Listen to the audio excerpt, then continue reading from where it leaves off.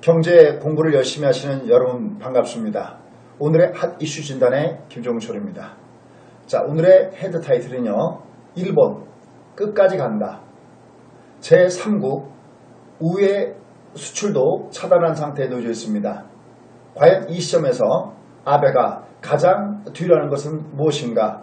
그 부분을 집중 조명해 보도록 하겠습니다. 자, 일본 정부가 반도체와 디스플레이 제조에 들어가는 소재와 부품에 대해서 제3국 우회 수출도 완전히 통제에 들어간 것으로 나오고 있습니다.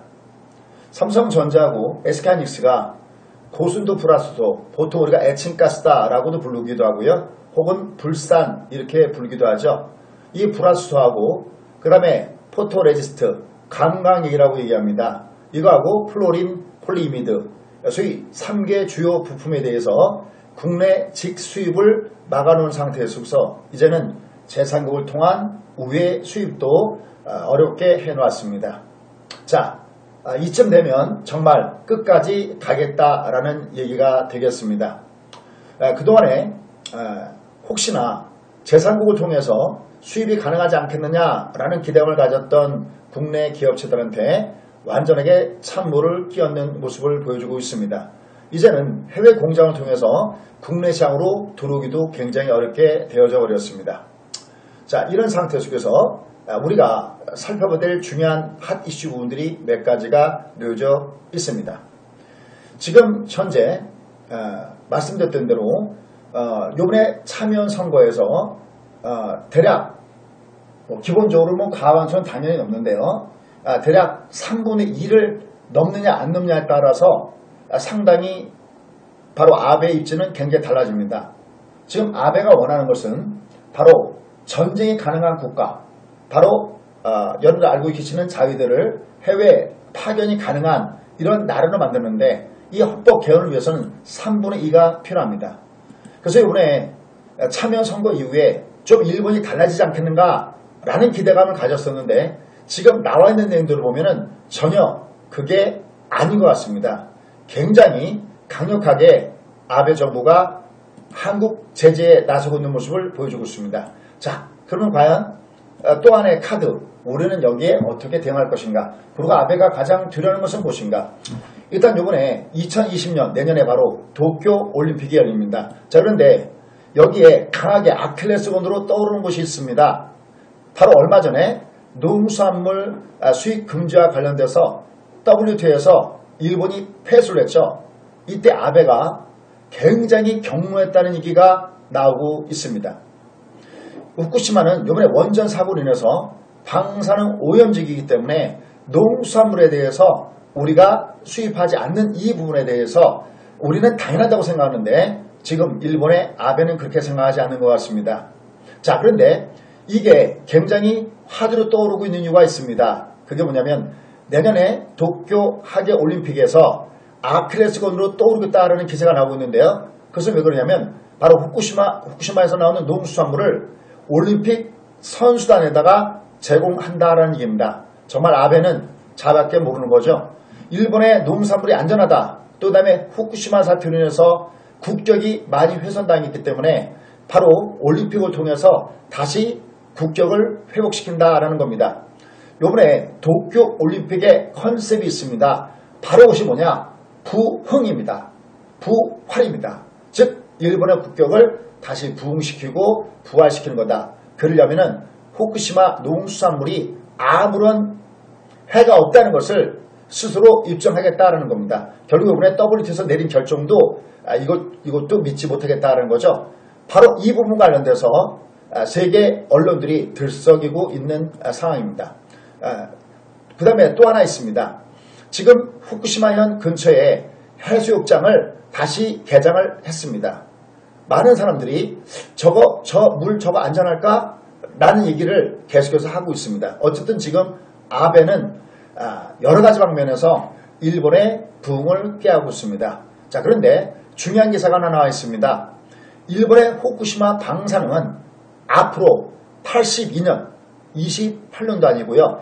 82년이 지나도 사라지지 않는다라는 이러한 주장이 나와져 있습니다. 이 부분과 관련돼서 일본은 동의하지 않겠지만 지금 전 세계가 바라보는 시각은 바로 그렇게 보고 있습니다. 여러분들 그린피스라고 들어보셨죠? 바로 국제 환경 단체인데 바로 그린피스에서 후쿠시마 원전 재앙의 최전선이라는 보고서에서 바로 이렇게 발표를 했습니다. 그런데 일본 아베는 그렇지 않는 것 같습니다. 자, 이럴 때 과연 일본은 끝까지 가자 이렇게 나오고 있는데 과연 이 끝은 과연 무엇일까요? 자, 일단 여기서 가장 아베가 두려워하는 것이 있습니다. 그게 뭐냐면 요번에 여러분들 아시다시피 우리의 김현정 제2차관이 미국을 갔죠. 바로 일본의 규제가 이거는 굉장히 부당하다. 그리고 이 일본의 규제는 미국 기업에도 화를 미칠 수 있기 때문에 미국이 중재에 나서달라라는 걸 갖다가 얘기하기 위해서 바로 미국을 다녀왔습니다. 그런데 일본이 이것을 꼬집어서 얘기하는 게 있습니다. 뭐냐면 우리 보러 미국의 고자질하고 있다라는 얘기를 하고 있습니다. 근데 이거는 어떤 부분이냐면 일본이 결국 가장 두려워하는 상대가 미국이라는 것을 객관적으로 보여주고 있습니다. 이미 미국은 지난 1985년도 결국은 여러분들 잘 아시다시피 1985년도에 프라자 회담을 통해서 완전하게 잃어버린 20년으로 들어갔던 거 여러분들 알고 계시죠? 바로 이런 부분과 관련해서 미국과 다시 맞서면은 어떻게 되는지를 철저하게 알고 있는 나라가 바로 일본입니다. 그러면 여기에 일본이 가장 지금 두려워하는 것은 무엇일까요? 바로 미국이 나서는 겁니다. 근데 트럼프가 나서기 위한 기본적인 조건들이 몇 가지가 있습니다. 첫째, 트럼프는 어떤 정책을 쓰고 있느냐? 바로 아메리카 퍼스트 정책을 쓰고 있습니다. 그 다음 두 번째, 트럼프가 가장 강력하게 얘기하는 것이 있죠. 바로 그것이 아메리카 퍼스트고요. 두 번째는 뭐냐면 바로 대선의 문제입니다. 여론이 불리하게 돌았으면 결국은 트럼프가 나설 가능성이 굉장히 높겠습니다. 자, 그런데 지금 세계 언론에서 서서히 분위기가 바꿔지고 있습니다. 자, 일단 먼저 나와 있는 내용들 한번 보도록 하겠습니다. 자, 나와 있는 내용들을 보시면요. 일단 어떤 부분들이 나왔냐면요. 파이낸셜 타임스에서 보고한 내용인데요. 만약에 한국과 일본의 분쟁이 지속되면은 디램 가격이 폭등을 줄 것이다.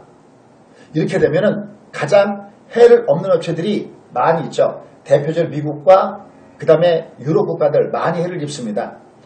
미국의 애플, 그 다음에 아마존 이런 데도 다 바로 여기에 해를 입는 대표적인 업체 중에 하나죠. 지금 디램 가격이 급등을 주고 있고요. 이에 따라서 오히려 이러한 사건 이후에 삼성전자와 그 다음에 SK하이닉스 같은 경우는 올해 주가가 위로 올라가고 있고 올해 일본의 업체들이 주가가 빠지고 있다는 사실입니다. 그래서 일본의 불화수소, 그 다음에 포토레지스트, 그 다음에 폴리이미드 만드는 업체들 이런 업체들이 일본의 주가가 빠져내려가고 있다는 얘기가 나오고 있는데요. 일단 어쨌든 파이낸셜 타임스에서는 바로 디램 가격에 폭등을 주고 있고 이거는 결국은 전 세계의 무역에 굉장히 큰 영향을 줄 것이라는 기사가 연일 나오고 있다는 거 요거 보셔야 되겠습니다. 자, 이러한 가운데서 또 얘기가 나와졌습니다. 미국의 언론이 한일 갈등의 길에 나서라 라는 이런 얘기를 하고 있습니다. 그동안은 약간 방관자적인 입장이었던 미국 언론이 드디어 본격적으로 나서기 시작을 했습니다. 또 한미일 의원단이 회동을 하기로 했다라는 얘기들도 같이 들어와져 있습니다. 이렇게 미국의 언론이 점진적으로 나서고 있다는 것도 굉장히 중요하고요. 또 하나, 만약에 한일 갈등이 지속될 때는 트럼프가 굉장히 싫어하는 내용이죠. 바로 중국 기업체들이 도약할 기회를 갖는다라는 얘기들도 현 상태에서 나와져 있습니다. 그래서 지금 2020년 도쿄 올림픽 이 성화가 바로 원전 폭발 사고가 일어난 후쿠시마에서 출발한다고 그러는데 결국 여기서 나온 농수산물을 요번에 선산에다가 이걸 갖다가 제공한다라고 그러는데요. 하나 중요한 것은요. 요번에 도쿄올림픽 자원봉사자가 모집에 난항을 보이고 있다는 일이 나와 있습니다. 왜 그럴까요? 바로 후쿠시마에서 일할 사람이 없기 때문에 그렇습니다. 결국은 자기들도 바로 이런 문 때문에 자원봉사자도 잘 나서지 않는 이런 상황 속에서 이 농산물을 갖다가 요번에 올림픽 선수한다 먹인다 이거 여론이 굉장히 안 좋게 돌아갈 수 있겠고요. 그 다음에 아까 미국의 뉴욕타임즈를 중심으로 해서 각 어른들도 이렇게 나타나고 있고요. 또 하나 중요한 게 있습니다. 지금 민주당의 대선 주자들이 트럼프가 여기에 대해서 적극적으로 나서지 않는 것에 대해서 강하게 질타하는 목소리만 나온다면 결국은 트럼프가 나설 가능성은 굉장히 높습니다. 그래서 이 점에서 아베가 가장 두려워하는 것은 바로 미국이 나서는 것, 다시 말해서 트럼프가 나서는 것, 이게 가장 중요한 키포인트인데 바로 이 부분과 관련해서 미국의 언론들이 드디어 기사를 쏟아내기 시작했다는 것이 참으로 다행스러운 일입니다.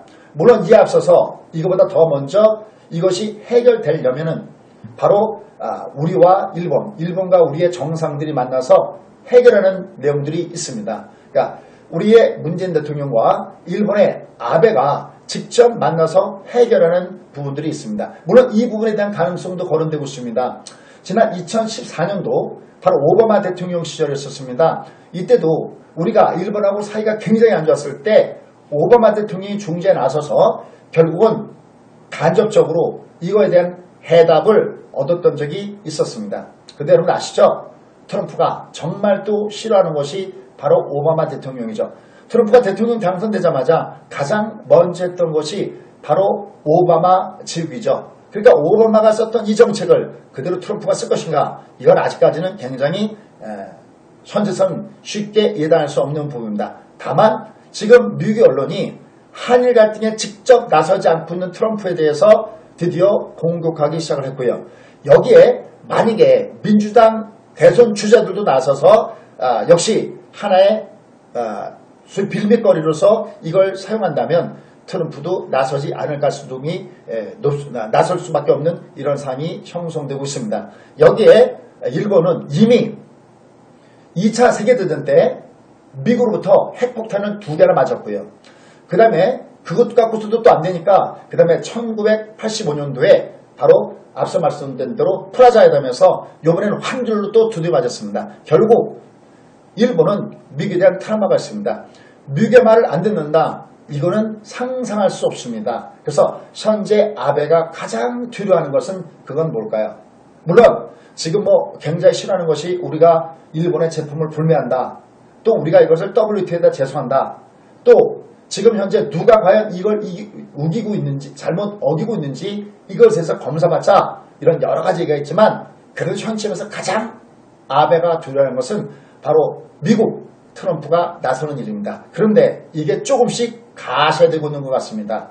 자, 이 부분을 우리가 어떻게 전개가 되는지 계속 지켜볼 문제입니다. 오늘도 여러분들이 국제 정세를 아는 데 도움이 되셨다면요, 구독과 좋아요 그리고 알람 부탁드립니다. 가장 먼저 이런 내용들을 신속하게 알아볼 수 있는 부분들입니다. 자, 오늘은 제가 포맷을 조금 바꿔서 좀 시간 좀 축소하기 위해서 제가 곧바로 진행을 했습니다. 여러분들 어떠셨나요? 다음 시간에 뵙도록 하겠습니다. 고맙습니다.